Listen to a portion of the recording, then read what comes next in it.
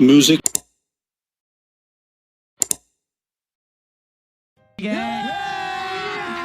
अभी मजा आएगा ना भिड़ो। जय माता मित्रों, स्वागत है तमारू આજના એક નવા એડિટિંગ વિડિયોની અંદર। તો અત્યારે છે ઇન્સ્ટાગ્રામની અંદર તમે અહીંયા જોઈ શકો છો આ પ્રકારના ફોટાને આ ફોટાની સાથે વિડિયો છે તે બહુ ટ્રેન્ડિંગમાં ચાલી રહ્યો છે।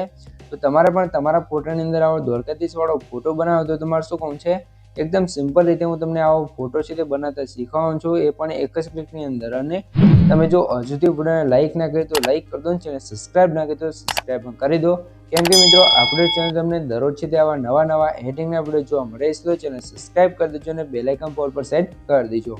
તો આ પ્રકારનો ફોટો બનાવવા માટે તમારે શું કરવું છે, ફોટો બનાવવાની બે રીત છે। સૌથી પહેલાં તમને આપણે મેન્યુઅલી ફોટો બનાવીને બતાવી દઈએ, પછી તમને એઆઈની મદદથી છે તે તમને ફોટો બનાવતા શીખવાડીશ, બરાબર। સૌથી પહેલાં આપણે મેન્યુઅલી કઈ રીતે બનાવવાનું છે, આપણે એલાઇટ મોશન એપ્લિકેશનને ઓપન કરી લેવાનું છે। એવું જરૂર નથી કે તમારે એલાઇટ મોશનમાં જ બનાવવું છે, તમે કોઈ પણ એપ્લિકેશનની અંદર બનાવી શકો છો। તો આપણે એલાઇટ મોશનનો યુઝ કરીએ છીએ।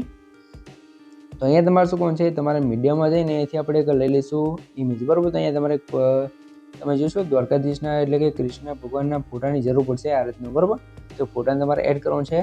આ ફોટો તમને ક્યાં જોવા મળશે, આપણે ટેલિગ્રામ ચેનલ જોવા મળે છે, અને ટેલિગ્રામ ચેનલ લિંક છે તમને ડિસ્ક્રિપ્શન અંદર આપેલ છે। તો ટેલિગ્રામ ચેનલ જોઈન થઈ જઈએ ત્યાં તમને આ ફોટો મળી રહેશે।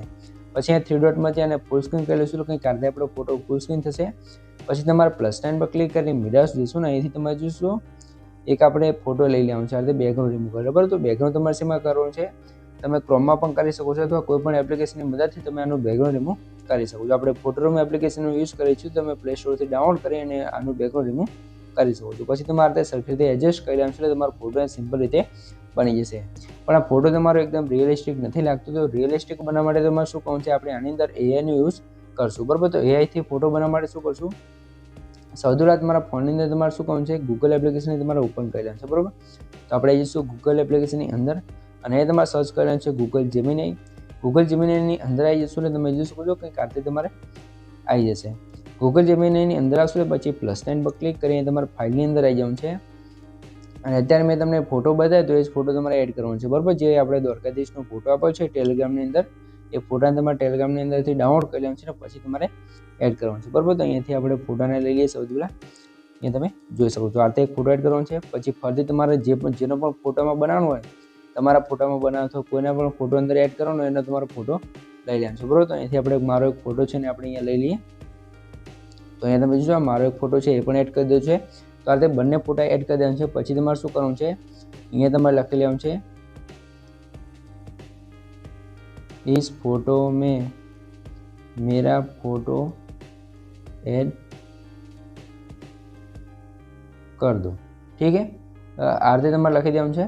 પછી તમારે એમાં લખવાનું છે સ્ટેન્ડિંગ પોઝ, બરાબર। આ રીતે સ્ટેન્ડિંગ પોઝ લખવાનું છે, इस फोटो में मेरा फोटो ऐड कर दो स्टेન્ડિંગ પોઝ में, બરાબર।